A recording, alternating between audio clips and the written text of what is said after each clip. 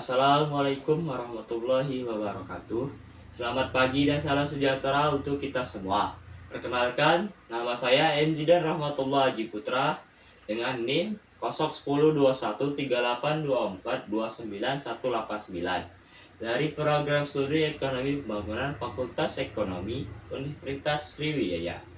Dalam kesempatan ini, saya akan mempresentasikan makalah saya yang berjudul Persamaan diferensial, kajian linear dan non-linear derajat 1 dan derajat lebih dari 1. Topik ini sangat penting, terutama dalam bidang ekonomi pembangunan, karena persamaan diferensial merupakan alat utama dalam memodelkan sistem dinamis, seperti pertumbuhan ekonomi, inflasi, dan prediksi permintaan serta penawaran dalam jangka waktu tertentu. Pendahuluan. Kita mulai dengan pendahuluan.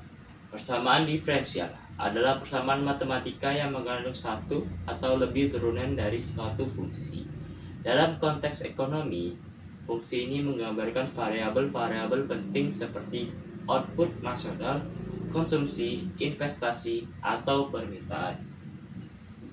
Misalnya, perubahan tingkat konsumsi terhadap waktu bisa dimodelkan dengan menggunakan turunan dari fungsi konsumsi terhadap waktu.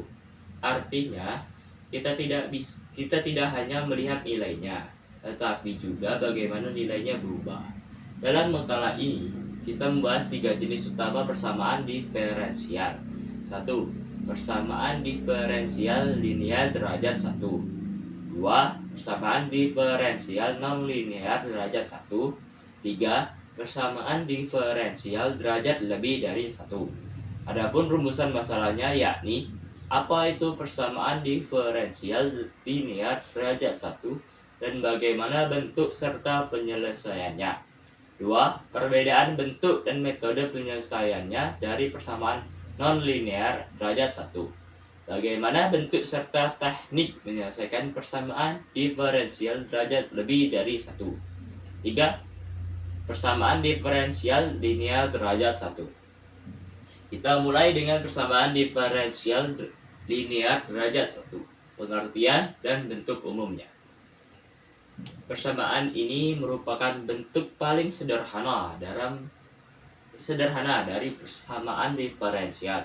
Bentuk umumnya adalah dy per dx ditambah p dari x dikali y sama dengan q dari x. Artinya kita punya turunan pertama dari y terhadap x ditambah fungsi p dalam x dikalikan y dan sama dengan fungsi q dalam x. Ciri-cirinya yakni 1. Hanya melibatkan turunan pertama. 2. Tidak ada perkalian antara y dan turunannya. 3. Koefisiensinya hanya bergantung pada x. Metode penyelesaian faktor integrasi. Langkah-langkahnya. 1. Hitung faktor integrasi yaitu E pangkat integral dari P dalam X dx. 2. Kalikan seluruh persamaan dengan hasil tersebut. 3. Ubah bentuk ruas kiri menjadi turunan dari hasil kali faktor integrasi dan Y. 4. Integrasikan kedua sisi. 5. Terakhir, selesaikan untuk Y. Contoh soal. Misalnya, kita punya dy per dx ditambah 2y sama dengan 6. P dari x adalah 2, jadi faktor integrasi adalah e pangkat 2 dx.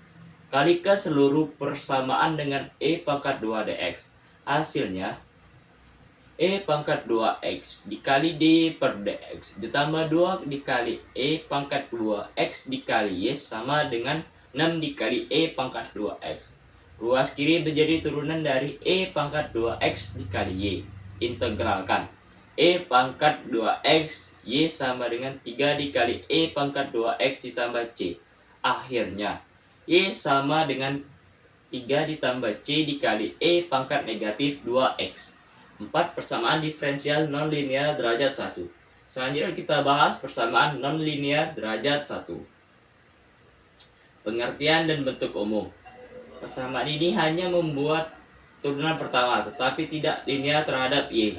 Bentuknya adalah dy per dx sama dengan f dari x dan y.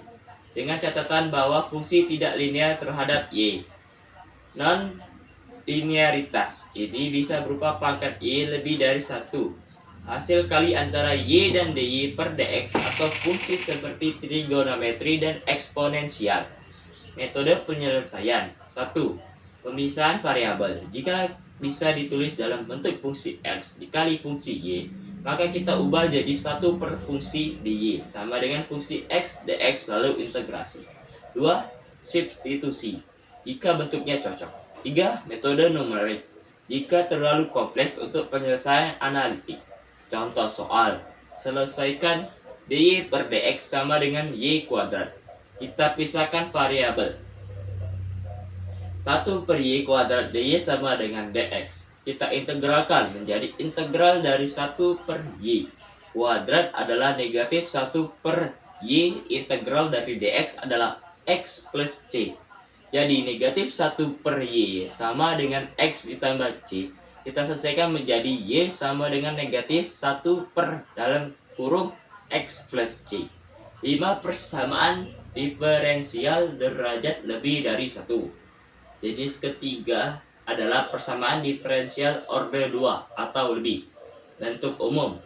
Untuk order 2 bentuknya seperti ini. Turunan kedua dari y terhadap x ditambah a dikali turunan pertama dari y terhadap x ditambah b dikali y sama dengan fungsi g dari x. Metode penyelesaian 1. Jika persamaan homogen atau bagian kanan yang sama dengan 0, kita buat persamaan karakteristiknya. R kuadrat ditambah AR ditambah B sama dengan 0. Solusinya tergantung akar-akar R.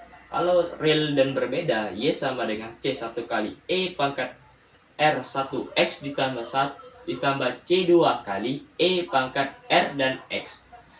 Kalau real dan sama, Y sama dengan dalam kurung C1 ditambah C2 kali X dikali E pangkat RX.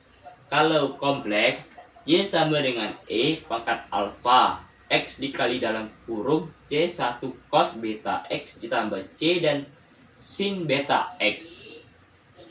2. Untuk kasus non-homogen, kita gunakan variasi parameter atau metode tak tentu. Contoh soal, turunan kedua terhadap X dikurang 3 dikali turunan pertama Y terhadap X ditambah 2Y sama dengan 0. Persamaan karakteristiknya adalah R kuadrat minus 3R plus 2 sama dengan 0. Akar-akarnya adalah 1 dan 2. Jadi solusi umum Y sama dengan C1 kali E pangkat X ditambah C2 kali E pangkat 2X. Aplikasi ekonomi model Harrod-Domar. Dalam pertumbuhan ekonomi Harrod-Domar digunakan persamaan diferensial order 2. Turunan kedua output terhadap waktu sama dengan X sama dengan S dikali turunan pertama output dikurang delta dikali output. Di sini output adalah variabel Y terhadap waktu, S adalah tingkatan tabungan, dan delta adalah tingkatan depresiasi modal. Model ini menunjukkan bahwa output nasional dipengaruhi oleh percepatan pertumbuhan ekonomi, bukan hanya tingkat pertumbuhannya saja. Kesimpulan dan penutup. Sebagai kesimpulan, persamaan diferensial linier derajat 1 merupakan bentuk dasar yang dapat diselesaikan dengan metode faktor integrasi. Persamaan non linier derajat 1 lebih rumit karena melibatkan pangkat, hasil kali, atau fungsi non linier dan memerlukan teknik khusus. Persamaan diferensial derajat lebih dari 1 sangat penting dalam menggambarkan sistem dinamis jangka panjang, seperti dalam model-model pertumbuhan di ekonomi. Pemahaman terhadap ketiga jenis ini bukan hanya penting bagi segi matematis, tapi juga aplikatif untuk analisis ekonomi yang lebih tajam. Demikian presentasi saya. Mohon maaf dan kurang lebih saya terima kasih atas perhatian Bapak dan Ibu, serta teman-teman semua. Saya mohon ampun jika saya ada salah. Wassalamualaikum warahmatullahi wabarakatuh.